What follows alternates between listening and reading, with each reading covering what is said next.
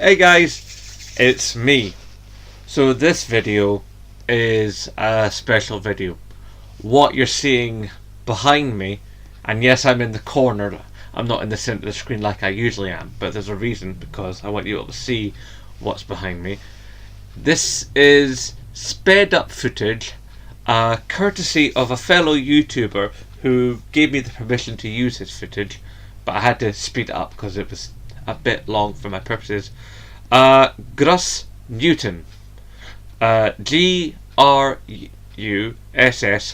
all in capitals.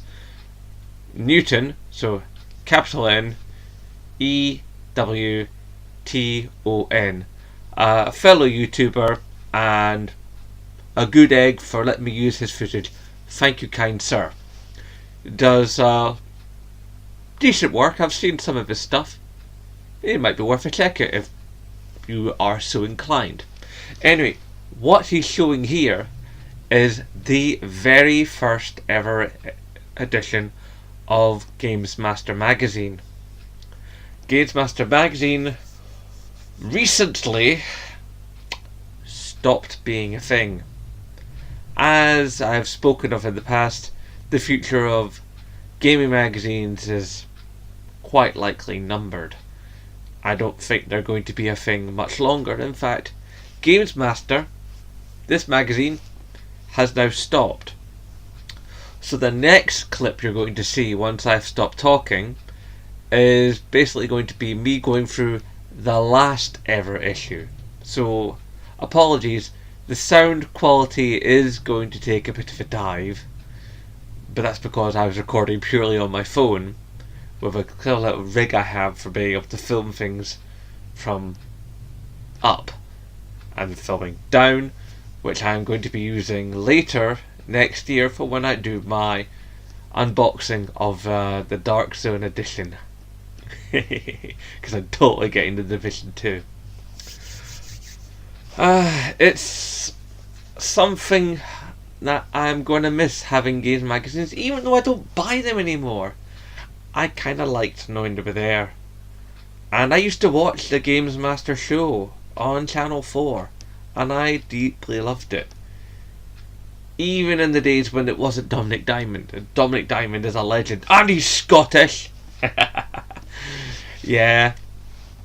So yeah, Games Master Magazine, Zembo salutes you. You did us proud, you brought us much entertainment, and you will be missed. So I hope that for those of you that read the magazine, and if you're watching this and you worked for the magazine, that you will hopefully find this to be a fitting tribute. A little addendum, at one point while near the end of the video, the postie knocked my door with Christmas presents the wife had bought. Anyway, here we go. Enjoy. So, here we are, the last ever issue of Games Master Magazine. Who'd have thunk it? All the way back.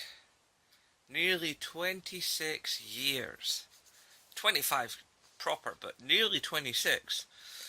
Way back in the 90s, this happened. Brought about by the Games Master television program, more or less. Wow. Anyway, I've already sliced the tape on this to speed things along. Let's get in there. So, this is the last issue. Issue 336, costing £4.99 sterling. Also in this issue, oh, there's a poster. Lovely. That'll probably be at the back. They used to obviously put them in with the what do you call it? The staples, but they don't really staple magazines anymore. So there's a big advert thing here, like basically a gaming catalogue from Courage PC World. I'll give that a look later. Not like I can afford any of it right now. I'm uber skint. Get this nice and dead centre, shall we? So I move over this way because we're going to be opening pages, so it's going to come over to like here. So there we go. PS4, Xbox, Switch, PC, 3DS, PlayStation Vita. Go Vita lives! Android and iOS. Never used to cover all those things. It used to have a much smaller thing. But then again, this started back in the Sega Nintendo days. So yeah, some of yous out there in the Zembloke land weren't even born yet. We've got a wee blurb here from the editor. You're out of job now, mate. Well, you've probably moved to something else, to be fair. So let's have a thumb through. So we've got all our usual bits: previews, reviews, regulars, content, the team, all the stuff here is sort of like credits and that. Made by Future Publishing. Got a letters page. Gotta love a letters page. The real, true way for people to actually talk to the people that write the stories, and in some ways also to speak to the industry. You just don't really get the same effect with a comment section in a YouTube video, or even worse still, Twitter. God. People can think the response and write it out. It's the nice thing with writing that you see when you have a product like this in your hands. That when you have the written word, it's been edited, it's been fought over, it's been sculpted. I mean, yes, you can script a YouTube video, and I have done that, but there's something special about turning a page, not being hit with, like adverts, not having to wait for it to load. Literally, you turn it, it's there. And there's the data. Now, of course, the reason why magazines are dying, why this is the last ever Games Master magazine, is because speed. It takes a month to get a magazine out. A month is a very, very long time in news. And it's a frickin' eternity in gaming news. I mean, when you consider that, like, YouTubers like me can hear about something, like read it on Twitter, research it through a couple of websites, also combine that with ready-made knowledge that we have, especially someone like me who's been gaming since they were 7 and is now 44. We can put all that together and bash out a video, depending on quality, we can bash it out anywhere between 20 minutes to a couple of hours later with the story hitting. That's crazy. I mean, there's been times I've beaten IGN to a story. This can't do that. But, has to be said, there is something really nice about this paper. I mean, I used to be a printer, and I can tell you, this is nice. This is good quality stuff. And after this video is edited and uploaded and all the rest of it, I'm going to have a decent read of this magazine, because there's something really nice about it. I don't know, there's a pleasant feeling of just thumbing through and, discovering it at my own pace, and, they've not got not got the glare of a screen, and I know it's not going to lose connection. I'm not hearing an accent that might be off-putting, I'm hearing my own voice in my own head when I'm reading these words. And as I said, I mean, it's edited, it's sculpted, it's created. There's something I really want to do.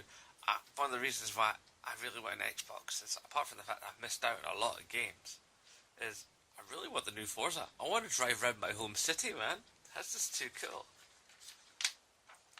Bumped it a little bit there. But this is just nice. That's so nice. It's just a shame that this is going away, but as I previously said, it was kind of inevitable. This is probably one of the slowest unboxings ever. Well, I suppose really you'd call it an unsleeving rather than an unboxing. This is the one thing that's definitely gotten better as the years have gone by, though. The level of quality and production of the screen grabs. Used to be, they were always alright, but now, everything being completely digital. You could grab it, send it, print it with much higher degree of accuracy. Of course, this is laser printed, which has nowhere near the fidelity, you know, of a website that can like put images in 4K. You know, I mean, this is not a 4K screen. It's not even 1080p. But you kind of forgive it for that.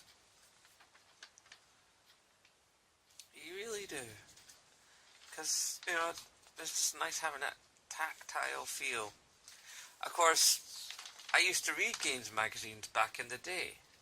So, maybe I'm a little bit biased. So there's the first issue. Selling for a whopping £1.75.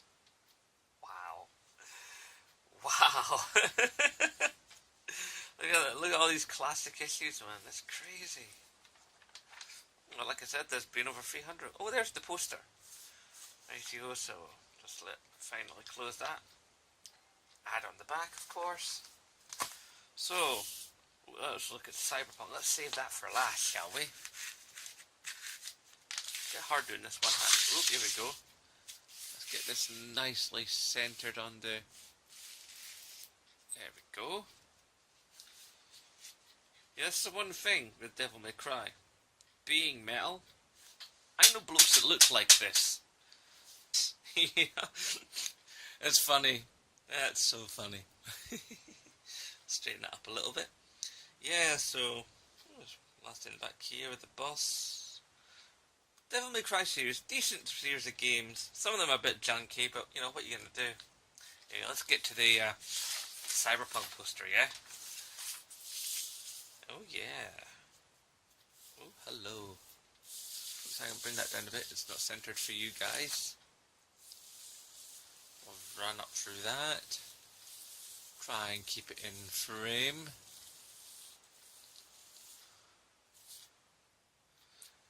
I'll have a closer examine of this thing. I've seen a couple of things while I was passing it up there. So this little cut on his forehead here above his eyebrow. Now, I didn't see that. I don't think I've seen that in any of the videos. Does that mean you can sustain injuries and they create scars and stuff and the scars stay with you? Also, I noticed like these little nodules here.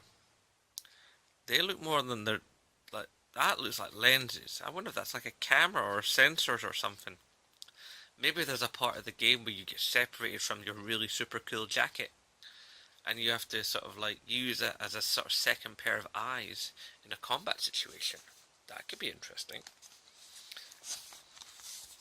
Where is it? Ah, here we go. Look at this. Dude's got arm hair. But he's got all these ports and vents and stuff in his arms. Presumably even these vents might even open a bit and stuff for like fixing his augmentations. You know, it's like, I mean, I'm a hairy person, so it's like, yeah, that proves to be an interesting concept. So the flesh is obviously still very much living. It's not like synthetic or anything. Or it could be synthetic with arm hair, but then why would you do that?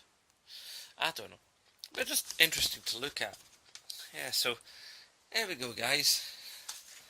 The last ever issue of Games Master Magazine.